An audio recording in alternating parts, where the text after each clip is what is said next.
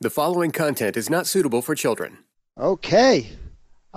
Too sexy for my shirt. Too sexy for my shirt. Remember that song, Laurie? I do. Welcome to Foreplay Radio, Couples and Sex Therapy. I'm Laurie Watson, your sex therapist. And I'm George Fallon, your couples therapist. And we are passionate about talking about sex and helping you develop a way to talk to each other. Our mission is to help our audience develop a healthier relationship to sex that integrates the mind, the heart, and the body. Just as we begin, please remember to check out Uberlube. Uberlube.com is where you can get this great lubricant and help support Foreplay Radio. All right, today we're gonna try to figure out. We all know having a healthy self-esteem and wait. I just want you to do it again, George. Just do it again. Do the little song thing again. Too sexy for my shirt. Too sexy for my shirt. Too sexy. Yeah. Ooh. Okay, that's we great. know that. We all that. want that, right? We all want that confidence in that bedroom, that Yeah. healthy self-esteem that just pours out of our pores, right? And so, how do you do that? That's really what I want to talk about today, Laurie. Good. I hear a lot of people talking about, my partner, they're not confident. They don't bring the game. They don't, they used to be confident, right? They used to bring it. And now it's just, hey, you want to do it, and all that is missing. But I think that's true. It is so sexy. I don't think it's about attraction particularly or attractiveness. I think that people have an energy about them that is sexual, that is very exciting. I can almost tell, like, when a person walks into my room, whether or not they've had sex. First of all, I can always know that. And second of all, people have tested me on that too. I'm always right. And second of all, whether or not they have that energy. It's so much more exciting when somebody has an erotic energy about them, regardless of how attractive they are. A lot of single patients are always telling me, I can't get a guy because of X. I'm not attractive enough, I weigh too much or whatever. And I had a girlfriend who was pretty heavy, and she just had men all the time. When she was single, she was dating all the time. And she was definitely outside the norm in terms of weight. But partly it was like she just was so sexy. She was full of life and kindness. She was a great listener, but she wasn't just soft. She had an energy about her. And I know that that's what made her attractive. And for her, she was like, hey, look at it. The guy knows what he's looking at here. If he doesn't want this, he has an option to get out of it. But right. By the time I'm in bed, I'm in bed. And she was really present. So how do we help people that have a lot of these negative tapes? Don't look this good. I don't like that. No one's going to want to see this. Mm-hmm. Get to that more comfortable place that you're describing with your friend that says, this is what I got. For better or worse, come love it, right? So, and not just openness, right, to just say, here it is, enjoy it, mm-hmm. right? It's such a difference between a fear mindset and a mindset of opportunity, exploration, and curiosity and joy. So how do we help people make that shift? I think the first thing is we have to accept that being good enough is enough. I mean, this season in human history is the first time we have compared ourselves to uber attractive people. I mean, there's magazines, there's porn, there's videos, and most people look at the top, 1% of the beautiful people, and they say, well, I'm not that. And this imaging is always before us. And I've said this before, but I think about my grandparents, and they were comparing themselves to the ordinary townspeople. Mm-hmm. I'm pretty attractive, next to Betsy, I'm good enough. My husband thinks I'm great, and that was enough. And so I think some of it is we are destined to be disappointed in ourselves and to judge ourselves if we compare. The comparison game will always lose. So we have to say, you know what? Being the best I can be, being attractive, that's good enough. And so many people say, and I would say especially to women who are saying, oh, I've got this little flaw. And their husband is saying, I just want her. I want her so much. I think she's beautiful. I think she's hot. She's all in her head about this. And unfortunately, it takes her out of the immediate present moment when they're sexual together, because she's in her head in self-criticism instead of in bed. Yeah, so that's really important to just take that moment, because on a neurological level, when your brain is in that fear response, I don't like this floor and I don't want it to be revealed and I don't want it to be repulsive. Like, you can't see the opportunity for the fun. Mm-hmm. Right? That's that tunnel vision that fear starts to create. So on a practical level, how do we help people shift from that fearful response to a more open response? Mm-hmm. I think one of the things that I'm practicing and learning is really self-compassion. I have a patient who, she is one of the most beautiful women I have ever known. I mean, she's tall and lean and fit, and she doesn't think she's fit. She thinks she's, what does she call herself? Skinny fat. No, I'm just skinny. But I mean, her limbs are beautiful. They have curves. It's just incredible. And she has this old group of girlfriends from college, and all of them have different shapes, different sizes, and she talks about them like they're goddesses. They mean so much to her, and they're all so beautiful. And I challenged her to talk to them about the way she talks about herself, and she sent me a snapshot of them, and all of them really, really different. But she could only see their beauty, and she could only see, even in that photo, when clearly, I mean, technically, and she was, had the best figure and was the prettiest. She couldn't see it. And one of the things I ask is, would you let anybody speak to your best friend the way you speak to yourself? The way you call yourself, I'm ugly, or I'm fat, or, I mean, would you let anybody talk to somebody that you love like that? And then we have to turn that. We have to say, I need to have compassion for myself, that I'm good enough, that I'm attractive, that I'm enough just the way I am. And sometimes what I literally do when I get critical is I put my hand over my heart and I hit my heart, just trying to calm that negative voice, that critical voice down, to let myself see the good in me. Yeah, that's a powerful frame to use because most of the time people are much more empathetic and nurturing to their children, to their friends, than they are to themselves. Mm-hmm. Right? And that environment wouldn't nurture safety or a good relationship. I mean, we know that when we see a very critical parent, there's a lot of distance in that relationship with that child. Mm-hmm. The same with friends. Why would we expect it to be any different interest psychically on how we treat ourselves? Mm-hmm. Right? But there's something about pushing ourselves and that critic that believes it can make us better. It's constantly trying to push us to do something differently.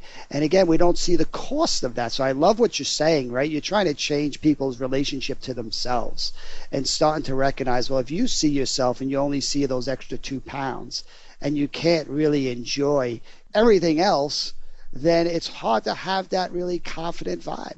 The way people feel about themselves cuts themselves off from being confident in the bedroom and bringing their presence, being mindful about where they are in that moment. I want to create a context, because I always want to balance out I don't want us to come across as being judgmental because you're critical of yourself. You learned how to do that. That criticism is a motivating tool that a lot of people use. And it really comes from a loving place. Like, if I can keep myself really skinny, then my partner will really want me. And it's so important for me to be wanted that I'm willing to do this work. I mean, it comes from such a loving place, but people don't see the cost of it. They don't see what this constant motivation and criticism and harshness, what it does to make the process more serious and heavy, and, just where we wind up training our brain to look for fears and problems instead of looking for opportunities. So I love this. How do you start getting these ladies that you described to start, one, being more compassionate towards themselves instead of less critical, and two, if you start to reduce that negative space and noise. You want to replace it with the positive, right? That's what's so important. So how do you get them to get curious? Like, what does, instead of what turns me off, what turns me on? Like, what do I? That's a really great question. What is the turn on? And so many people are so consumed by the critical thinking, they don't even think about what part of my body do I like. I do ask people this, and I think you've hit it. You know, like, what's the favorite part of their body? What do they like? What part is acceptable? And how that might bring them into the present moment. So I think that would be a great spot, Laurie, to come back after break to say, let's make this practical. I'm going to be somebody has a lot of training, not listening to my body, not really liking it, right? Being very critical, right? And how do you get me to celebrate my body, which is so critical towards that positive energy, that confidence that we're talking about? Let's give our listeners an example of how to make that shift and practical things they can do to do that. Okay, we'll be back after this. We really want you to check out uberlube.com with the coupon Foreplay. It's a great lubricant. It's the one that I've been recommending for years, and I recommend it because it is a great glide. It has no taste, it has no smell, and so you can use it throughout your lovemaking experience. That would be an awesome feel for you to try this if you haven't already tried it. It's also made from basically silicone, and what's good about silicone, I don't know if I've said this before, but it doesn't get easily absorbed into the body. So some lubricants get gummy and actually create a drag, and that is a not good feeling. But this one stays on the surface of the skin. It's not absorbed, so it's always gliding, and that is great for touching, great for sexual intercourse. And I love, in this episode, we're talking about how do you make that transition to worry to fun. Well, this product, certainly Uberlube, is going to help with that fun. Just to, even as your energy changes, as you're talking about this, right? Can we tap into kind of that glide, that flow? That's right. My energy changes when I talk about sex. It's a good thing. Okay, so try uberlube.com with the coupon Foreplay. We appreciate our sponsors, and they are also sending out free packages to the first 20 patrons who come and sponsor us on Foreplay Radio. Hey patrons, Laurie is offering a Facebook Live on Friday night, July 10th, starting at 8 p.m. Eastern. Sign up today. George, you've got this whole new website with training materials and stuff.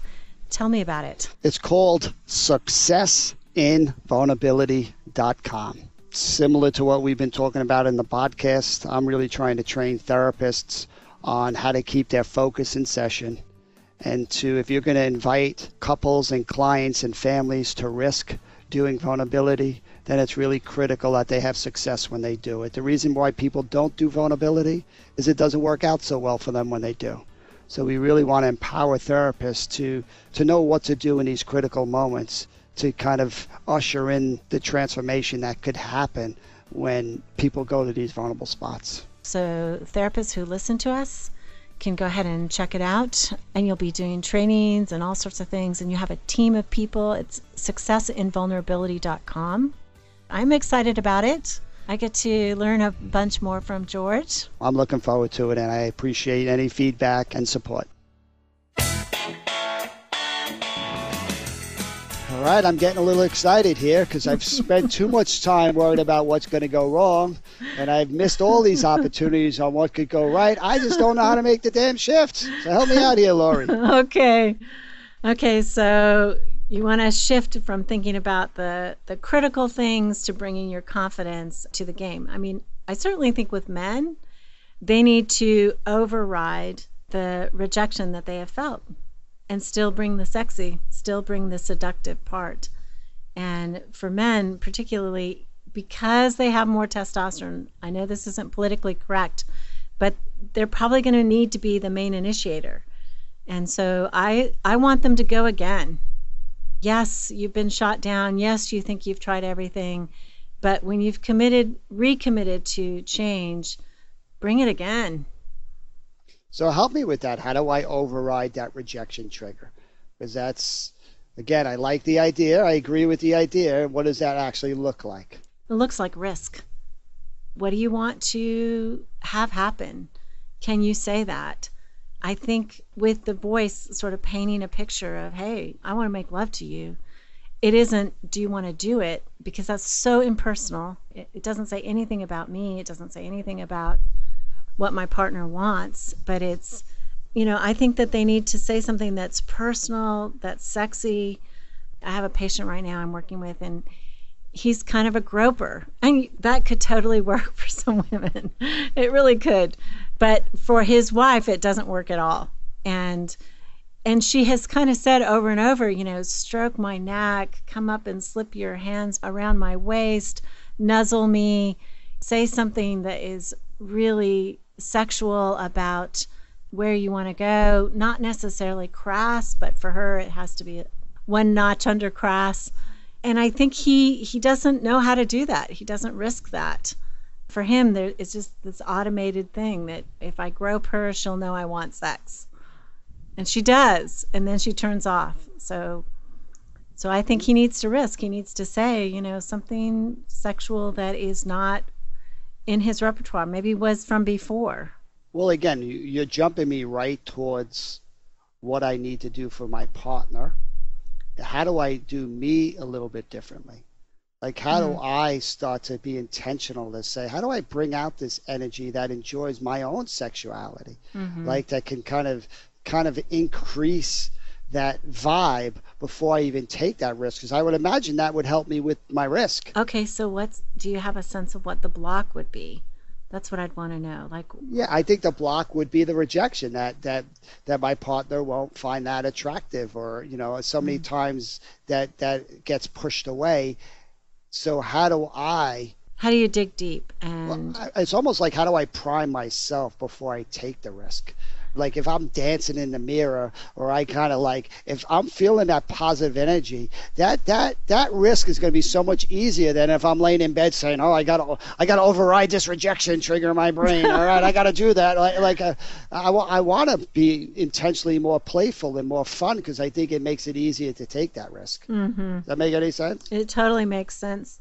One thing I've asked men in the past to imagine is just erase the universe for a second, a do-over, they're single again, and they're at a bar, and they have to pick up this hot woman next to them. What would they be saying? What would they be doing? How would they invite her back to their place? How would they make it happen? And are they doing that? So I guess I would ask him, what were his moves? How did he make it happen before?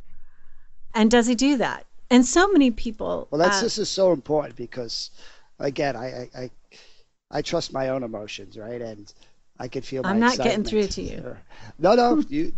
I think sex really does start outside the bedroom. But if I'm going to go to the bar, this is starting in the shower, right? I'm already kind of singing a song. I'm looking pretty good. I might do a set of push-ups, get a little pump going. I'm listening to the radio. Put on going cologne. over to the bar, cologne. I mean, there's a lot going on here that's creating this vibe, so that when I'm at that bar and I want to say something, I am feeling good. I like the shirt I'm wearing. My hair looks right. I'm practicing how I'm going to say things, maybe some lines. I mean, there's a lot. And I guess that's the image I'm coming up with. Like, how do I prime my own pump?